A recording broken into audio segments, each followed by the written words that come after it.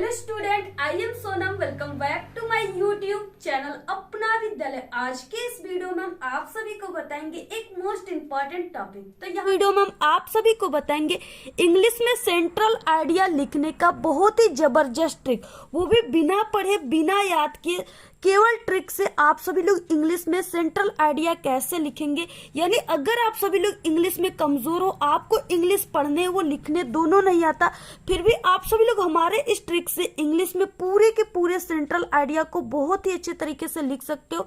ठीक है, और अगर आप लोग इस ट्रिक से लिखोगे एग्जाम में तो 100% गारंटी कि टीचर खुश होकर आप सभी को पूरे के पूरे नंबर देंगे, जितने नंबर का सेंट्रल आइडिया आप सभी के एग्जाम में आता है। ठीक है, और ये वीडियो क्लास 10 और क्लास 12 के स्टूडेंट के लिए काफी मोस्ट इंपॉर्टेंट है।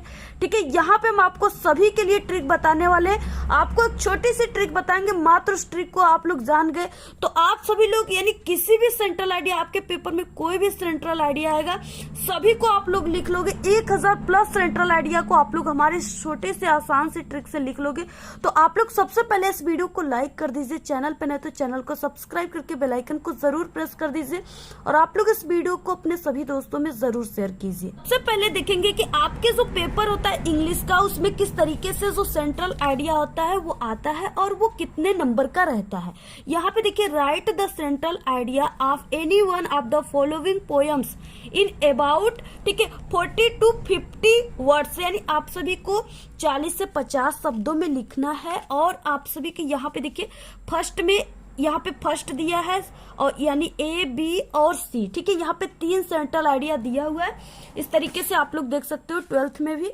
और इसमें से आपको किसी एक पर ही सिर्फ लिखना है और 40 से 50 शब्दों में आपको लिखना है। और आप सभी को सेंट्रल आइडिया बिल्कुल भी नहीं याद है। ठीक है, और आप सभी लोग इंग्लिश भी नहीं लिखना पढ़ना जानते, आपको कैसे लिखना है। अगर आप लोग, ठीक है, यानी अगर आपको नहीं याद हो रहा है तो आप लोग इस ट्रिक को जरूर देखिए, अगर याद है तो आप लोग अपने तरीके से लिखिएगा। ठीक है, तो यहाँ पे देखिए आपको लिखना कैसे, सबसे पहले आपको शुरुआत कैसे करना है जिससे टीचर बहुत ज्यादा इंप्रेस हो जाए और आपको पूरे नंबर दे। और अगर आप सभी की इंग्लिश की हैंडराइटिंग पुअर है तो आपको कैसे ट्रिक से लिखना है जिससे आपकी हैंडराइटिंग देखने में अच्छी लगे और एग्जामिनर भी बहुत ज्यादा खुश हो जाए। ठीक है, ये भी ट्रिक हम आपको बताएंगे। देखिए, सबसे पहले किसी भी क्वेश्चन को करने से पहले आप सभी को क्वेश्चन नंबर लिखना है। ठीक है, तो यहाँ पे क्वेश्चन नंबर 8 दिया हुआ है, तो यहाँ पे आप सभी को कैसे लिखना है, आंसर टू क्वेश्चन नंबर 8। ठीक है, यानी आप सभी को इंग्लिश में इस तरीके से लिखना है। आप लोग ऐसे ब्लैक पेन या स्केच से लिख सकते हो। यहाँ पे 3 सेंट्रल आइडिया दिया हुआ है और आप सभी को किसी एक को लिखना है। तो यहाँ पे जैसे हम यहाँ पे डस्ट ऑफ स्नो जो है इस पे हमें लिखना है।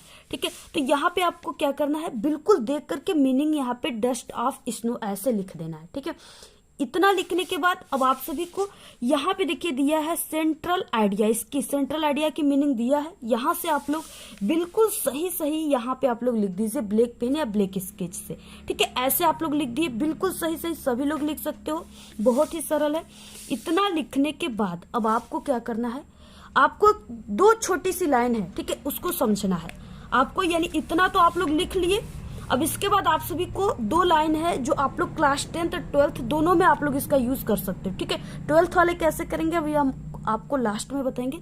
सबसे पहले क्लास 10th वाले देखिए, ऐसे आपको लिखने के बाद, ठीक है, आपको ये 2 लाइन जो है इसको तैयार कर लेना है।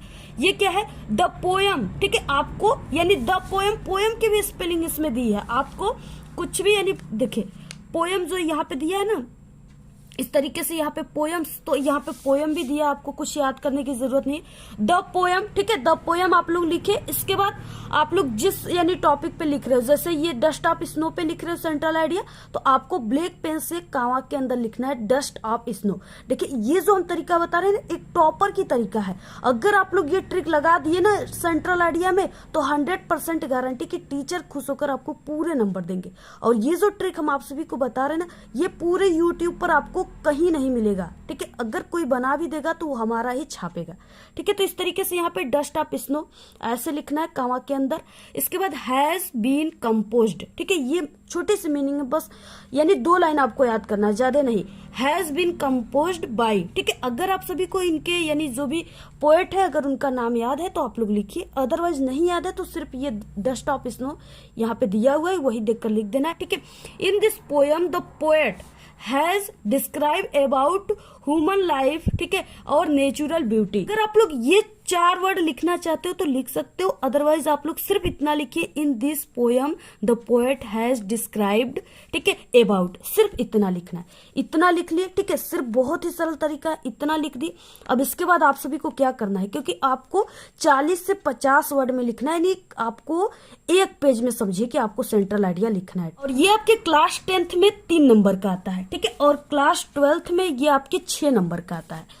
तो आप सभी को क्या करना है, यानी इतना लिखने के बाद, जैसे यहाँ पे हमने बताया इतना आप लोगों ने लिख लिया, इसके बाद अब आप सभी को इसके आगे क्या लिखना है जिससे ये एक पेज हो जाए।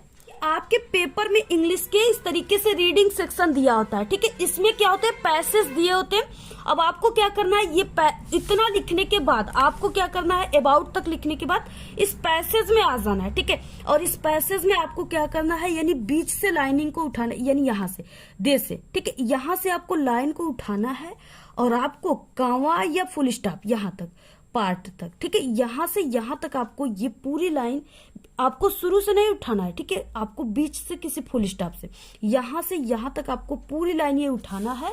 और ये डिस्क्राइब्ड अबाउट लिखने के बाद या इतना लिखने के बाद आपको पूरा इस तरीके से छाप देना है, ठीक है, पूरा इस तरीके से छाप देना है। आपका एक पेज जो है कंप्लीट हो जाएगा और आप सभी को पूरे के पूरे 3 नंबर मिलेंगे, एक भी नंबर एग्जामिनर नहीं काटेंगे, ठीक है। देखिए, क्योंकि एग्जामिनर जो होते हैं ना, सिर्फ आपके फर्स्ट के 2 लाइन को चेक करेंगे, ठीक है, देखेंगे, और ये तरीके से अगर लिखे रहोगे, जो तरीका यहाँ पे हम बता रहे, तो इसको देखते ही एग्जामिनर समझ जाएंगे कि आप एक टॉपर स्टूडेंट हो और आपको पूरे के पूरे 3 नंबर देकर चले जाएंगे, ठीक है, क्योंकि ये तरीका एक टॉपर की तरीका है।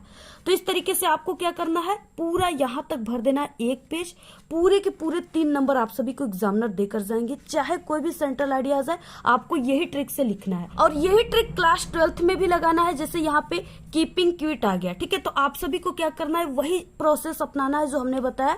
आपको उसी तरीके से लिखने के बाद फिर से आपके भी पेपर में ऐसे, यहाँ पे देखिए इंग्लिश में ऐसे पैसेज दिया होता है, आप लोग इन पैसेज का यूज इसके लिखने के बाद, यहाँ तक लिखने के बाद यूज कर दीजिएगा, आपको भी पूरे के पूरे 6 नंबर मिल जाएंगे। और अगर आप सभी की हैंड राइटिंग पुअर है तो आपको क्या करना है, 2 वर्डों के बीच में ऐसे एक पेन की ऐसे गैप देकर लिखना है, ठीक है, जैसे हमने लिखा हुआ है, इससे आपकी हैंड राइटिंग देखने में अच्छी लगेगा। और इस तरीके से लिखना है जैसे हमने यहाँ पे लिखा हुआ है। अगर आप लोग इस तरीके से लिखते हो तो आपको पूरे के पूरे नंबर मिलेंगे, एक भी नंबर आपके नहीं कटेंगे, ठीक है, क्योंकि आप सभी लोग अगर छोड़ दोगे तो आपको 0 नंबर मिलेंगे, लेकिन अगर हमारे इस तरीके से लिखोगे तो आपको पूरे के पूरे नंबर मिल जाएंगे। तो इस तरीके से आप सभी को लिखना है। अगर आप लोग कमजोर हो, नहीं याद हो रहा है सेंट्रल आइडिया, तो आप लोग इसी तरीके से लिखिएगा। अगर याद हो रहा है तो आप लोग जो याद किए वही लिखिएगा। हमारे चैनल पे इंग्लिश के, ठीक है, पूरे जितने भी पेपर में आते हैं क्वेश्चन टॉपिक, सभी में पास होने की ट्रिक है। इस वीडियो के लास्ट में आपको प्लेलिस्ट मिल जाएगा, उस पर क्लिक करके देखिए। आज के इस वीडियो में सिर्फ इतना ही। आपको ये वीडियो कैसा लगा? अगर वीडियो पसंद आए तो एक बड़ा सा लाइक कर दे, चैनल पे नए तो सब्सक्राइब करके आप सभी लोग बेल आइकन को जरूर प्रेस कर दें। Thanks, all the very best, bye bye.